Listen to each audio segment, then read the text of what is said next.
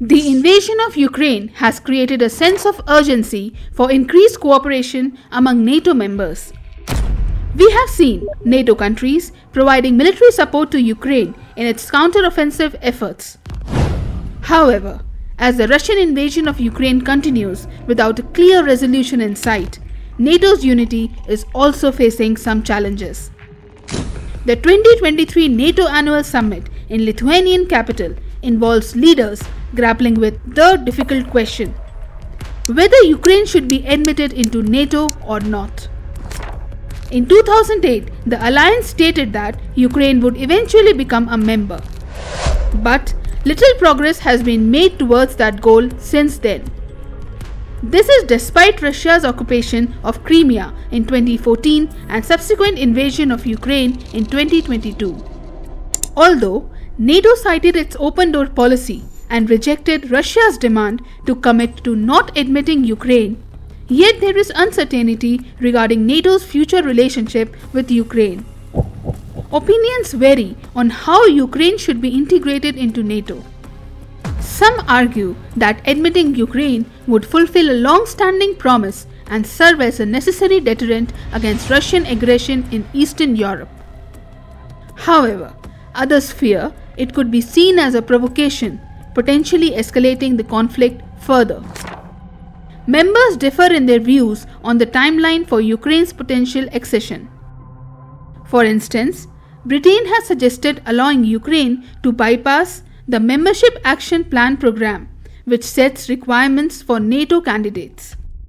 And countries on NATO's eastern flank, such as Estonia, Latvia, Lithuania, and Poland, seek stronger assurances of future membership. On the other hand, the United States and Germany advocate for supplying weapons and ammunition to Ukraine instead of extending a formal NATO invitation, as they consider it to be a more provocative move. President Joe Biden believes that Ukraine is not ready for NATO membership. Consequently, it appears that Ukrainian President Zelensky's request for an invitation to join the alliance will not be granted in this annual summit.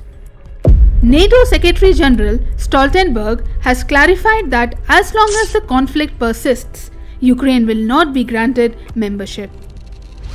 Further, Sweden's potential accession to NATO is currently in doubt due to the uncertainties surrounding Turkish President Erdogan's stance. The outcome hinges on whether Erdogan will withdraw his opposition. The possibility of Turkey altering its position remains unclear, as Turkey accuses Sweden of being too lenient towards anti-Islamic demonstrations and also of providing shelter to militant Kurdish groups that have been engaged in a prolonged insurgency with Turkey. Sweden has recently made changes to its anti-terrorism legislation and lifted an arms embargo on Turkey.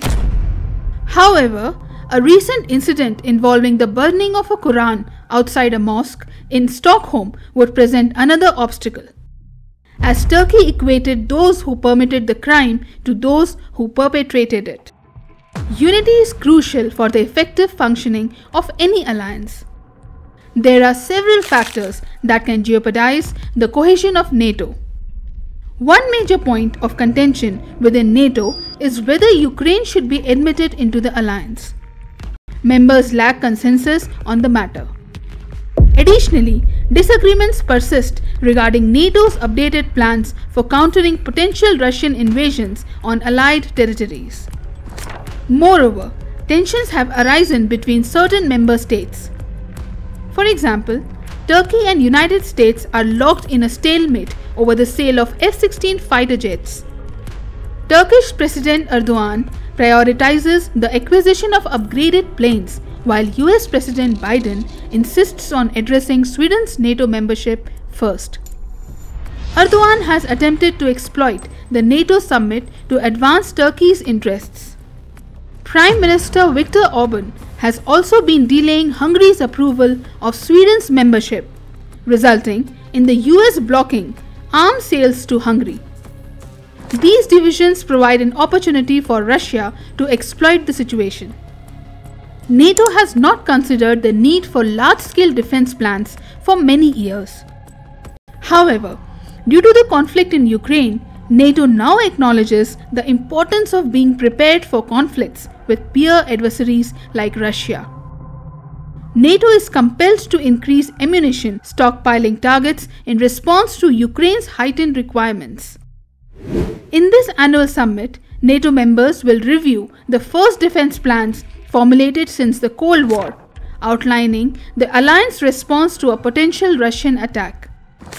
NATO operates on a consensus-based decision-making system, necessitating agreement from all members on major decisions. This deliberative process can impede NATO's ability to respond swiftly to emerging threats. Further, the differing opinions among NATO members present a challenging situation. Some members, including the United States and the Baltic states, perceive Russia as a significant threat, while others, like Turkey and Hungary, maintain more cooperative relations with Russia. These divergent views create difficulties in reaching a consensus within NATO regarding a unified approach to Russia. Then, the emergence of new global powers, particularly China, poses a challenge to the established post-Cold War order and can result in disagreements among NATO members regarding the appropriate response. The future cohesion and unity of NATO hinge on its capacity to effectively address these challenges.